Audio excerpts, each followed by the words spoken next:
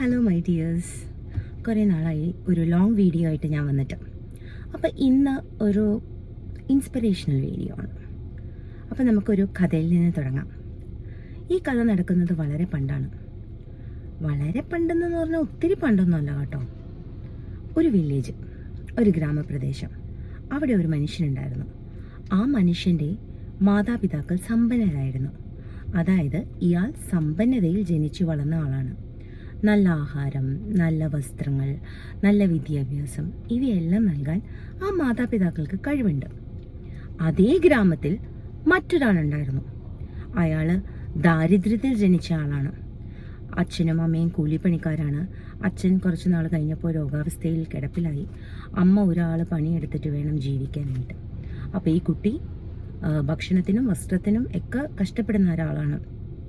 Free ആയിട്ടിരിക്കുന്ന സമയത്ത് അമ്മയെ ജോലിയിൽ ഹെൽപ്പ് ചെയ്യുകയും ചെയ്യും. പക്ഷേ ഇയാളിൽ അറിവ് നേടാനുള്ള ആഗ്രഹം ഭയങ്കരമായിട്ടുണ്ടായിരുന്നു.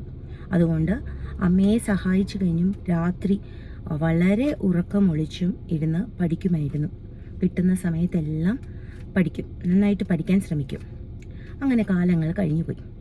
അപ്പം നമ്മുടെ മനസ്സിൽ നമുക്കൊരു ഉറപ്പുണ്ട്, ആദ്യം പറഞ്ഞ ആൾ ഉറപ്പായിട്ടും ഇപ്പോൾ നല്ല വിദ്യാഭ്യാസമൊക്കെ നേടി നല്ലൊരു ജോലിയിൽ ഇരിക്കുന്ന ഒരാളായിരിക്കുമെന്ന്. രണ്ടാമത്തെ ആൾ ഓക്കെ, പഠിക്കാൻ ഒരു കഴിവൊക്കെ ഉള്ള കാരണം എവിടെയെങ്കിലും ഒരു ചെറിയ ജോലിയൊക്കെ എടുത്ത് എത്തിപ്പെട്ടിട്ടുണ്ടാവും. അവിടെയാണ് ട്വിസ്റ്റ്.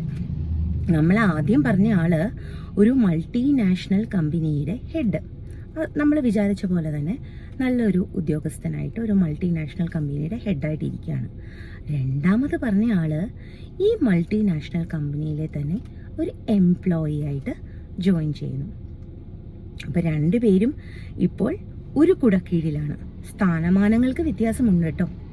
അങ്ങനെ അവർ ജോലിയൊക്കെ ചെയ്ത് ജീവിതം മുന്നോട്ട് പോകുന്നു. അങ്ങനെ ഇരിക്കുമ്പോൾ ഈ കമ്പനി ഒരു സാമ്പത്തിക മാന്ദ്യം ഫേസ് ചെയ്യുന്നു. അപ്പോൾ കമ്പനിയുടെ ചെയർമാൻ മനസ്സിലാവുന്നു, കമ്പനിയുടെ ഹെഡായ ആദ്യം പറഞ്ഞ മനുഷ്യൻ, അയാളുടെ ഉത്തരവാദിത്തമില്ലായ്മയാണ് കമ്പനിക്ക് ഈ അവസ്ഥ വരാൻ കാരണം.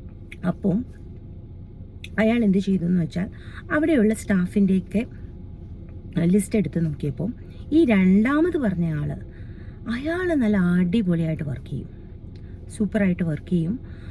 രാവൊന്നും പകലൊന്നും ഒന്നുമില്ല, കഠിനാധ്വാനിയാണ്. അപ്പോൾ അങ്ങനെ ഒരാളെ വേണം ഈ പൊസിഷനിലേക്ക് കൊണ്ടുവരാനെന്ന് ചെയർമാൻ കരുതുന്നു. അങ്ങനെ രണ്ടാമത്തെ ആളെ, ആദ്യത്തെ ആളെ ഹെഡ് പോസ്റ്റിൽ നിന്ന് മാറ്റി രണ്ടാമത്തെ ആളെ ആ പൊസിഷനിലേക്ക് എത്തിക്കുന്നു. അവിടെയാണ് നമ്മൾ വിചാരിക്കാത്ത വിധിയുടെ വിളയാട്ടം. വിധി എന്ന് പറയാം, എന്തുകൊണ്ടായിരിക്കാം അങ്ങനെ ഒരു കാർമിക, അല്ലെങ്കിൽ നമ്മൾ കർമ്മം ചെയ്തതിൻ്റെ ഫലമായിട്ടാണോ, അല്ലെങ്കിൽ വിധിയുടെ വിളയാട്ടമാണോ, ഒന്നും നമുക്കറിയില്ല അല്ലേ. ഒൺലി തിങ് നമുക്കറിയാം, ആദ്യം പറഞ്ഞ ആ ആൾ മര്യാദയ്ക്ക് വർക്ക് ചെയ്തിരുന്നുവെങ്കിൽ ഒരു പക്ഷേ ഇത് സംഭവിക്കില്ലായിരുന്നു. അയാൾ സമ്പന്നതയിൽ അടിമപ്പെട്ട് വർക്കിൽ കോൺസെൻട്രേഷൻ കൊടുക്കാതെ മദ്യപാനവും പാർട്ടിയും ഒക്കെ ആയിട്ട് നടന്ന് വർക്ക് കറക്റ്റായിട്ട് ചെയ്തില്ല. രണ്ടാമത്തെ ആൾ നന്നായി വർക്കിന് ഡെഡിക്കേറ്റ് ചെയ്തു, വർക്ക് ചെയ്തു.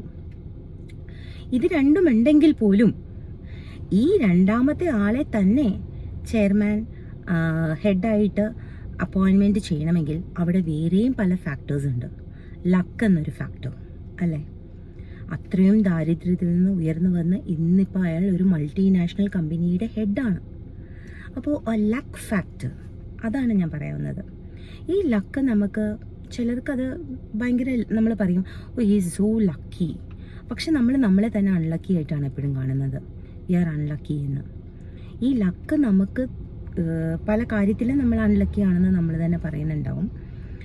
പക്ഷേ ഈ ലക്ക് നമുക്ക് വരുന്നത് നമ്മുടെ തന്നെ എന്താ പറയുക, കർമ്മഫലം എന്ന് തന്നെ പറയാം.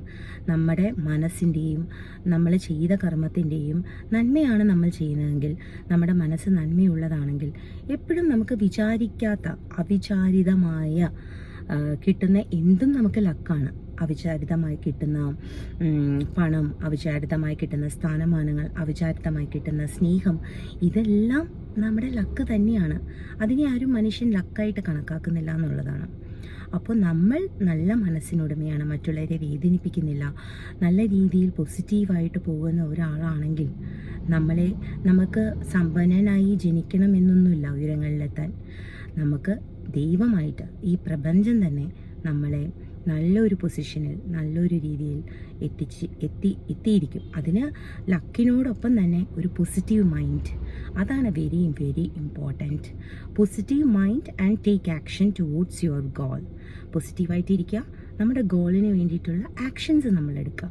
ഇത് രണ്ടും ഉണ്ടെങ്കിൽ ഉറപ്പായിട്ടും നമ്മൾ നമ്മുടെ ലക്ഷ്യത്തിൽ എത്തിയിരിക്കും. അപ്പോൾ ശരി, അപ്പോൾ ബൈ.